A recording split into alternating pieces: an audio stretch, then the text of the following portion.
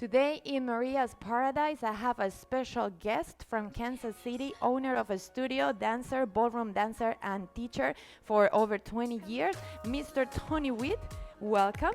And Tony is going to be showing us how simple the guy is going to lead the girl dancing Kizomba with the basic 3 or 4 steps that I teach in all of my workshops, so you guys can understand how simple it is. It's a gentle touch, a gentle move to whether they want you to move the booty, not like that, on the booty roll, or the hip side to side, or the hip side to side with the circle. So let's take it from Tony Witt.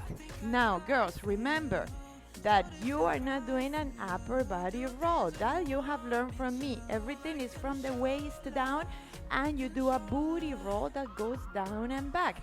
Because check this out, if your partner knows nothing about dancing and he's just marching there, and you start doing your upper body roll, he's not gonna know what to do, and you're the one who's pushing him and telling him what to do. You just gently lay on his chest. Look, there's still a gap over here. You're not completely like this because you're not going to be able to follow the movement very well if you're very close to each other. So keep your space over here. Your chest is reading the intention of his movement, and this is the best position for you to be able to follow. And he can take his time playing around with the hand, with the different positions that you're going to learn from Tony, and it will be super hot and super sexy, and you will both develop new skills for you to take it to the dance floor. Okay, first let's start off by reviewing the footwork patterns, the 3 fundamental patterns that Maria teaches in her Kizomba workshop. Okay, we have our Kizomba step 1. We can do half time, or we can do full time. And then we have our Kizomba step 2, just that side with the tap. And right now, don't worry about what hip action you're doing. And we have Kizomba step 3. Perfect, perfect. Now, the first thing I want you to remember, in any partner dance, everything is about communication and energy. Much like life, we have to have a great communication if we want to have a great dance together. One person cannot dominate the conversation, and if the communication's not clear, one person's going to be unsure of what they're being asked or what step that they're going to do. Okay? So the first thing we're going to do is talk about where I can put my hands, regardless of what step that I'm doing. I can take my hands somewhere around in the middle of the rib cage. If I want a really nice close connection and we're not doing any strange facing body positions, I'm going to keep my hand wrapped and I'm going to connect with the rib cage on this side. Now this is going to vary from person to person a little bit, where you want to grab and where they feel comfortable. One common mistake is people will take this side and they will squeeze in too much trying to grab that, and what that does is that constricts my partner or makes her feel like that she can't move that rib cage side to side. So I want you to think of, you're wrapping around, you're not just tucking that all the way in. So I'm going to grab that rib cage. What we do with this hand right now, we're not going to worry about. She can rest it on top of the shoulder. She can rest it in my hand. We're going to talk about this connection here for a second. So if I want to do my basic 1 step, right now she's nice and connected. I'm not squeezing. I'm not forcing her into me. I'm just allowing some nice, easy movement. If I want to walk, if I want to walk backwards, if I want to turn this around in a circle, I keep that just connection right there, because we're not worried about, again, we're not worried about any different body positionings. We're not worried so much about changing our timing, our footwork pattern, anything like that. Okay. If I want to start to communicate some playing around with the hips a little bit, or asking her to do some different movements, I might lower the hand just a little bit. Again, be very careful. We're not too low. I'm going to lower the hand a little bit, so maybe I can give a little bit more communication on asking the hips to move. If I want some specific things happening with the spine, Maybe I'm going to put my hand right in the middle of the spine for maybe a forward and back action. Okay? The one thing that we typically don't do in Kizomba that you might see in like a bachata, for instance, is not going to hold up here on the shoulders and do, too much isolation with the shoulders. We're going to save that for dances like bachata. We're going to keep our hand rib level or possibly down to the obliques. Again, never too low. I'm going to reach and grab that rib cage. And I have, again, that nice kind of bent knee stance. I don't want to be upright, and I don't want to wiggle the hips or adjust the hips like I'm doing a bachata.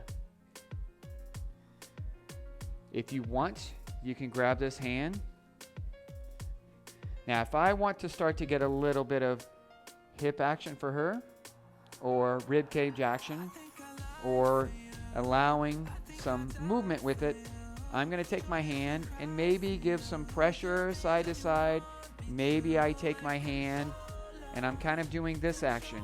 Like I'm thinking of what kind of energy am I asking? Not just forcing her to do the move.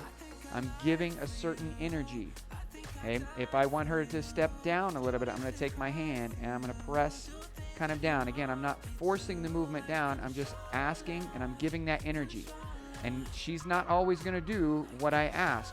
So I have to think, maybe I asked it a little bit strange or not in the right way.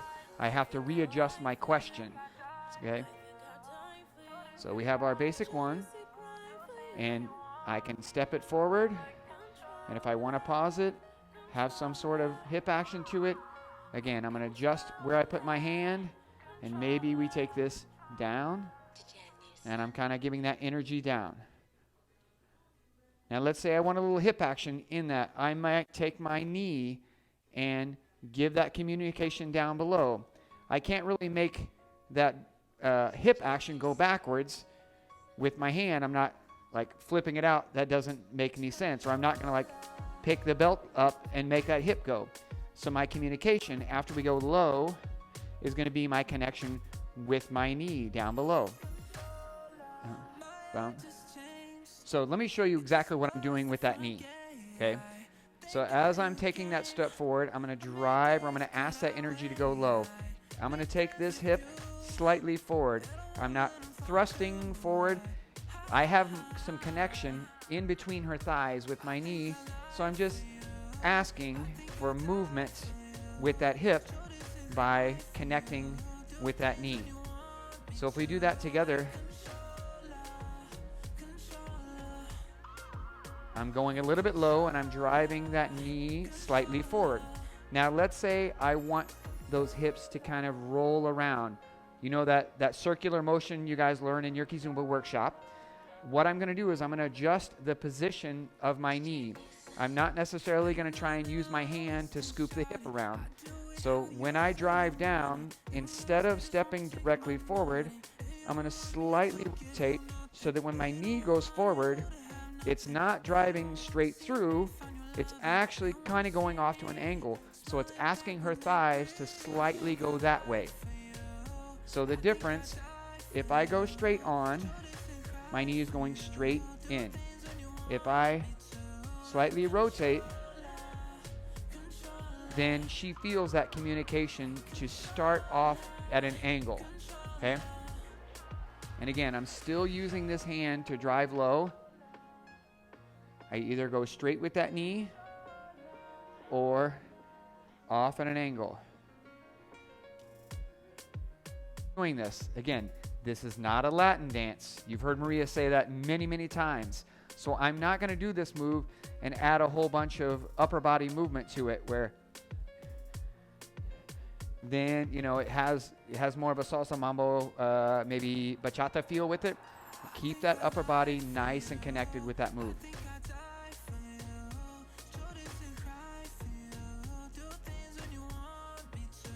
Good. Okay, so let's